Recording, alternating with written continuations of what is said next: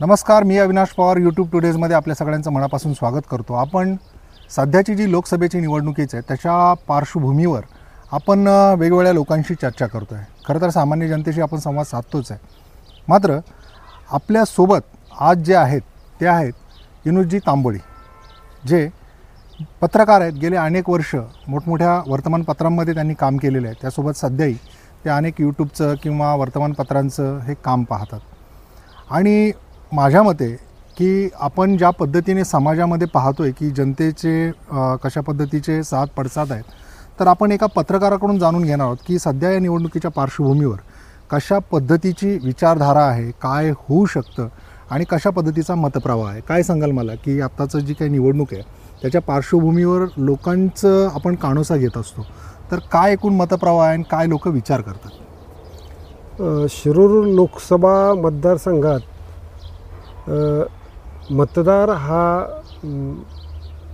चांगल्यापैकी विचार करणारा मतदार आहे आणि त्यामुळं समोरचं कोण उमेदवार आहेत याकडे विशेष लक्ष देऊन आणि सध्याच्या असलेली अनेक प्रश्न आहेत. जरी सत्तेत येऊन सत्तांतर झालेत, वेगवेगळे नेते वेगवेगळ्या पक्षात गेलेत, पण शिरूर लोकसभा मतदारसंघ असा आहे की तो प्रश्नाकडे अधिक लक्ष देतो. जसं की कोरोनाच्या काळानंतर अनेक व्यावसायिकांना व्यवसाय मिळत नव्हता किंवा अनेकांना हॉस्पिटल मिळत नव्हते, अनेकांना काही इंजेक्शन्स होत्या त्या मिळत नव्हत्या. परंतु या काळात ज्यांनी काम केलं ते त्यांच्यासाठी लोक हा विचार करणार की आपण जो आपल्याला सुखदुःखात सहभागी होणार असेल अशाच उमेदवाराला लोक मतं देतील असं मला वाटतं. निश्चितच तुम्ही ज्या पद्धतीने बोलताय की लोकांची जी सुखदुःख असतात किंवा लोकांच्या अडीअडचणीमध्ये कोण आपल्या मदतीला येतं, खरं तर मतदारसंघाचं प्रतिनिधित्व खासदार करतात.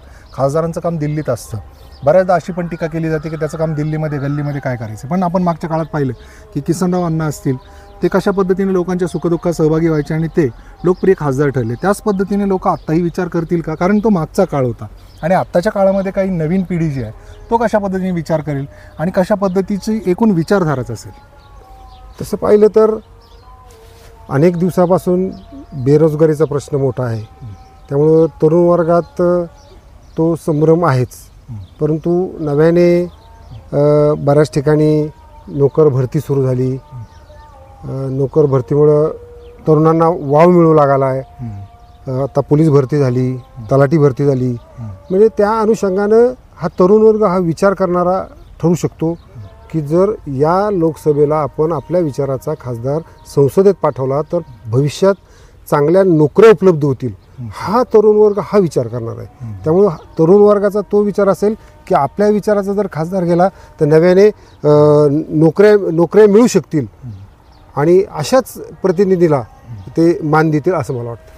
निश्चितच ज्या पद्धतीने युवकांच्या बेरोजगारीचा प्रश्न आहेच, कारण आता शिरूर MIDC असेल, चाकण MIDC असेल, हा जो काही परिसर आहे या भागामध्ये रोजगार उपलब्ध होतो आहे. मात्र मागच्या काळामध्ये आपण पाहिलं की विमानतळाचा प्रश्न होता. विमानतळ ज्या पद्धतीने इथे व्हायला हवं होतं मात्र ते दुसरीकडे गेलं. ते का गेलं, कशामुळे गेलं याचा सगळं काही त्याचा खोलात आपण आता सध्या लगेच जाऊ शकत नाही आहे, कारण तेवढा वेळ आपल्याकडे नाही. आपण थोडक्यात हे सगळं मतप्रवाह आपण जाणून घेतो. मात्र असे कोणते प्रश्न आहेत की ते प्रभावी ठरणार आहेत या निवडणुकीमध्ये? तसं पाहिलं तर व्यवसाय, ज्यांचे व्यवसाय बुडाले कोरोना काळात, त्यांना आधार मिळणं गरजेचं आहे. त्यांना कर्जाची उपलब्धता होणे गरजेचं आहे. त्यानंतर या परिसरात शिरूर, आंबेगाव, खेड, जुन्नर या परिसरात बिबट ही समस्या सगळ्यात महत्त्वाची आहे. आणि आत्ता नुकतंच जुन्नर ठिकाणी 1.5 का 2 वर्षाची मुलगी बिबट्याने उचलून दिली. म्हणजे बिबट्याचा इतका गहन प्रश्न आहे, त्यातून दिवसा वीज मिळणे गरजेचे आहे आणि त्यासाठी लढणारा माणूस या मतदारांना पाहिजे. तो निश्चितच आपण या मतदारांसाठी बिबटचा प्रश्नच आहेच. मात्र मागच्या काळामध्ये बिबट सफारी इथेच व्हावी यासाठी देखील मागणी केली गेली. मात्र आता हा खेड, आंबेगाव, जुन्नर आणि काही शहरी भाग देखील आहे. तर शहरी भागात काय प्रश्न असतील, शहरी भागाची काय मागणी असेल? शहरी भागात तसं पाहिलं तर या शिरूर लोकसभा मतदारसंघात जो शिरूर, खेड, जुन्नर, आंबेगाव हा ग्रामीण विभागाचा सगळ्यात महत्त्वाचा जोर असतो आणि त्यातून ज्यांनी यापूर्वी विकास कामं केलीत त्याच्यावर खऱ्या अर्थाने मतदान अवलंबून असणार आहे. त्यामुळे या मतदारसंघात पाहिजे तसा शहरी भागाचा परिणाम होणार नाही. तुम्ही म्हणताय शहरी भागाचा परिणाम होणार नाही, पण शहरी भागामध्ये लोकसंख्या जास्त आहे. शिवाय ग्रामीण भागामध्ये देखील जी काही जनता आहे त्यातले बरेचशी लोक ही कामाधंद्याच्या निमित्ताने त्या ठिकाणी आहेत. त्याच्यामुळे मला वाटते की येत्या काळामध्ये जी काही मागची स्थित्यंतरं झाली आहेत त्याचा कुठेतरी परिणाम होण्याची शक्यता आहे का? म्हणजेच मला काय म्हणायचं की पक्षांतरं झाली आहेत, कोणी कोणत्या पक्षात गेले आणि ह्या सगळ्या पार्श्वभूमी होणारी निवडणूक त्याचा काही परिणाम होईल? नाही, मला नाही वाटत की त्याचा काही परिणाम होईल.